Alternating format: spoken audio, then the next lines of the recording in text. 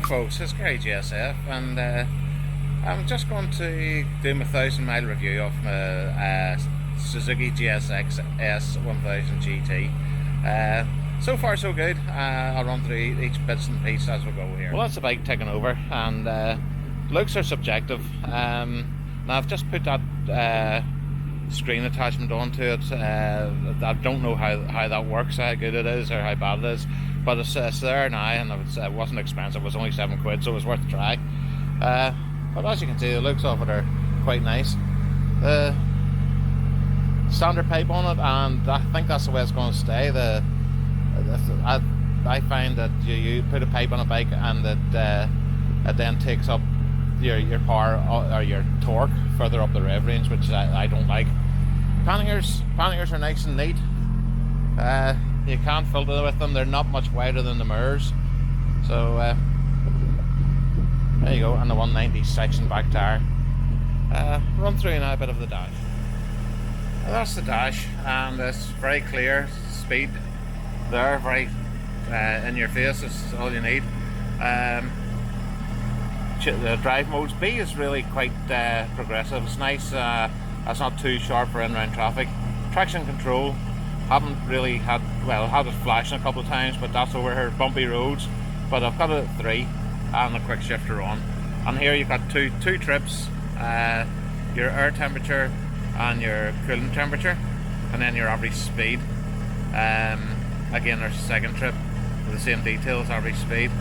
94 miles to fill up fuel, and there's the mileage, 1217, and your voltage. So that's pretty comprehensive. But also the good thing is on this one is you have a connected app. So you install an app on your phone called MySpin. Okay, I'm sitting there saying ready to enter, waiting for phone. Now I have one of these flippy phones, and when you're using it, you have to have it open. It's very strange, but we'll see. Okay, there it is, ready to enter, and using a little pad, I just take it across. Now, if you have a compatible headset, you've got music, calendar, contacts, and phone. You can use it to phone people while you're on the move. Don't know why you would want to do that, but people do. But I suppose the music would be handy. You have Google Maps there. Not great, I have to say, when trying to use it, not great. But this one, Suzuki CPS or GPS, is really rather good. Now, if I OK that, it takes you into the screen. And saying, there you go, gives you the next one, 5 yards, turn right, Carnal Hall Manor, and then it's got the next junction, next turn as well. Also, it still has your trip and your fuel consumption, neutral, your speed, and it has your tacho and your fuel, so and time there as well. So you have everything that you really need with that. The BMW that I had before this didn't have that, so it was a bit more difficult, but it wasn't too bad. As I say, when you're touring and you need a map, you're not going to be scratching on. So it's rather good. I've found it useful. One of the things is, but if it does lose connection, and sometimes it's lost connection only once or twice, you actually have to stop to get it running again, which is a little bit of a pain. But you know, generally it works spot on. One thing I did put on this, a little accessory I put on it, was this tank bag. It's a shad one, and it's rather handy for documents. When we were touring in England there, it was really handy for documents and keeping your wallet and things in. Has a little handle in the back of it there. You have a waterproof cover and a shoulder strap. Don't know why you need a shoulder strap, but you're not going to carry anything that heavy. But dead easy, it clips off like that. Yep, there you go. And clips back on equally as easy, one-handed. So that was £12.99 for the adapter, and 53 quid for that bag. There was 2 different types of bags. I had ordered a different one. It was a nicer shape than that, but it was out of stock, and well, I got that one. It was 55 53 quid. So all in all, 65 quid you're set up with that setup. Really quite good. Okay, now we're on the bike, and one of the first thing I want to discuss is the where you get the knocking on the cams. Now there's so many people say on a warm start you get a knocking on the cams, and yes you do, but it goes away quite quickly. I don't know what drivers. It goes away quite quickly, and you know, it seems to be just the nature of the beast. I don't know if the oil is warm, it must take a wee while to pressurize to get to the top, but it goes away quite quickly. So I'm not going to concern myself and maybe ask about it at the next service. Sitting position, we'll go with a sitting position, and if you're coming from an adventure bike, you'll find it slightly canted forward. Now that's not too bad at all. You're sitting mostly upright, but you've in around traffic or when we were doing mountain passes at the weekend, I found a bit of weight in my wrists and my forearms. But again, I have an issue there with a problem with tendons from Lyme disease, so it's it would be more of an issue for myself. But no, it's not too bad. And your legs, I'm fortunate enough to have quite short legs, and they're only 27-inch inside leg, and I find the legs just roomy enough. I would say again, if you were used to an adventure style bike, you might find them a bit high, but I don't feel that at all. They are high-ish, but not uncomfortably so. So maybe if you're 6 foot or more, 6 feet or more, you may find it a little bit cramped, but I'm fine with it. The seat was as comfortable as anything that was on our trip.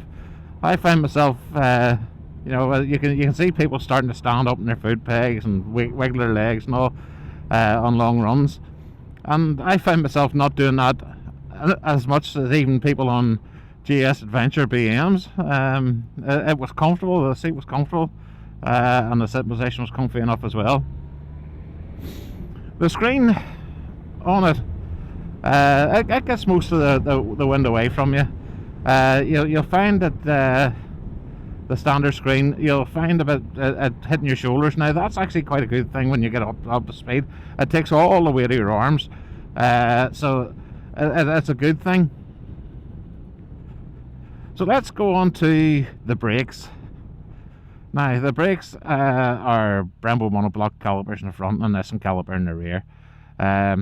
The front brakes are absolutely brilliant, but now a lot of people have said the initial bite isn't really good, which I find a good thing. I find it a good thing in round town, because you know, you can use the front brake and not, you know, very controllable, and you want stopping power, you pull that a wee bit harder, and the stopping power's there.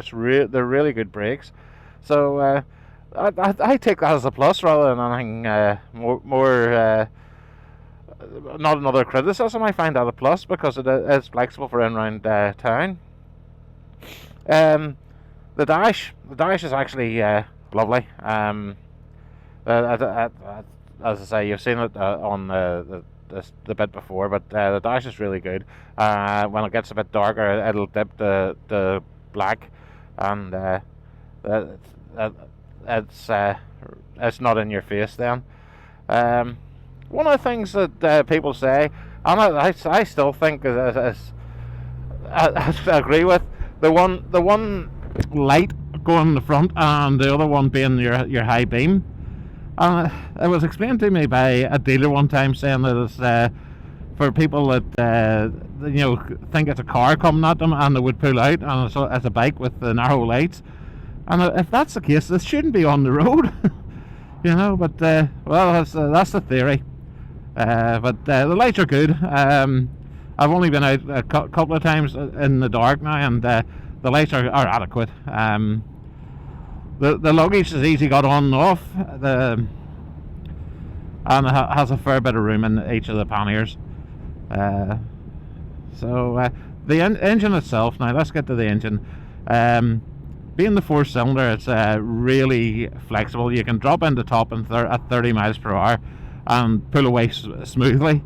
Really nice. And the fuel is sublime. I've never ridden a fuel injected bike that didn't hunt, but this one doesn't hunt. You know, it doesn't you know, go up and down, you know, power on, power off, like that type of thing. It doesn't do it, which is really good. There's lots and lots of flexibility, and it pulls really well. But on saying that, you know, say if you were accelerating from 50 miles per hour in top, I found my BMW F900 XR would have pulled quicker. And then as you get up the range, this really goes, and you know, it would certainly be a whole lot quicker than the XR. So now that's the 900 XR. It would still be a whole lot quicker than the XR. So it swings and roundabouts, but drop it a couple of cogs, and that's when this thing goes. It really goes. But it's lovely and flexible, you know, that other times, you know. So yeah, slightly down in the mid-range as some of my other bikes, but when you do let the revs out, it really goes. And then when you do rev it and get up towards the red line, it goes ballistic. It's a rocket ship. It really is, and a comfortable rocket ship, which is quite a rare thing. So the gearbox is super slick. It's a long time since I had a Suzuki, and that's always been their strong point, and this is no different. And the quick shifter is good too.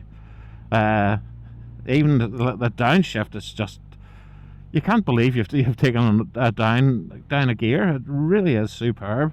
The upshift, you know, in the mid-range revs, you might feel a little bit of a jerk, but there's not much. But see, low down and high up, it's just snick. Well, I'm sure, as you can see, that I'm pleased with it, and I think I've chosen the right bike. But I've never disliked a bike that I've owned. I've just seen things I would like even more, you know. So, but I say this one was bought because I wanted a 4-cylinder, and this had the looks that I liked. And as I had Suzuki 4-cylinders before, so and that K5, the engine has evolved from the K5 GSX R, is a peach. So any questions, please hit them up down below. I'll get back to you as quick as I can, and answer them as honestly as possible. And you know, I'll give you whatever expertise that I have. But thanks for watching. If you've liked it, please hit a like. If you've really liked it and want to see more, hit a subscribe. There will be more bits and pieces that will come for biking and tech and all sorts of stuff. So and even if you want to, hit the bell button and you'll get your notifications. But most of all, thanks for watching this one, and this is Gary GSF signing off. Bye for now.